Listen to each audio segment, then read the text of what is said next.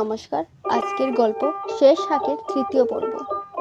এরপর অনেকদিন কেটে গেল, লজেন্স দাদুর আর কোনো খোঁজ পাওয়া গেল না। রাস্তার ওই মোড়টা দিয়ে মাঝে মাঝে লোক যেত, ফেরিওয়ালার হাঁক শোনা যেত, কিন্তু সেই চেনা গলাটা আর ফিরে এলো না।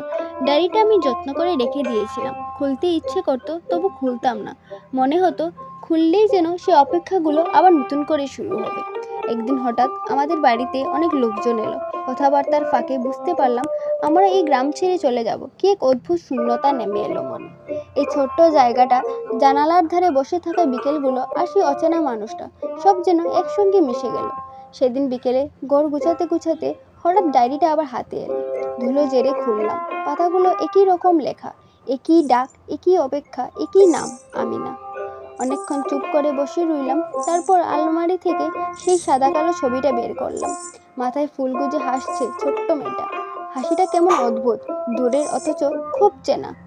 কি মনে হলো জানি না, আমি ছবিটার পেছনে খুব আস্তে করে একটা কথা লিখলাম, আমি ভালো আছি।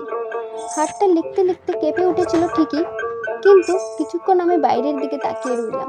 মনে হচ্ছিল এই কথাটা আমি শুধু লিখছি না, কাউকে যেন সত্যিই জানাচ্ছি। তারপর ডায়েরি আর ছবিটা নিয়ে বেরিয়ে এলাম। বিকেলের আলো তখন নরম হয়ে এসেছে। রাস্তার ধারে কামিনী গাছের পাতা হালকা বাতাসে দুলছে। আমি চুপচাপ গিয়ে ঝোপটার পাশে ডায়েরিটা রেখে দিলাম। ছবিটা ভেতরে গুজে দিলাম যেন হারিয়ে না যায়। কেউ দেখলো না, কোনো শব্দ হলো না, শুধু পাতাগুলো একটু নেড়ে উঠলো, যেন কেউ খুব আস্তে করে ছুঁয়ে দিল। আমি আর পেছনে তাকালাম না। গাড়িতে উঠে বসার পর জানালার বাইরে তাকে থাকতে থাকতে মনে হচ্ছিল এই পথটা, এই গাছটা, এই মোড়টা সব ধীরে ধীরে দূরে সরে যাচ্ছে। হঠাৎ মনে হলো, আজ যদি সে আসে, হয়তো প্রতিদিনের মতোই দাঁড়িয়ে থাকবে ওই জায়গাটায়, হয়তো আবারও কারো জানলার দিকে তাকাবে। তাহলে কি সে ডায়েরিটা খুঁজে পাবে? ছবিটার পেছনে লেখা ওই ছোট্ট কথাটা সে কি পড়তে পারবে?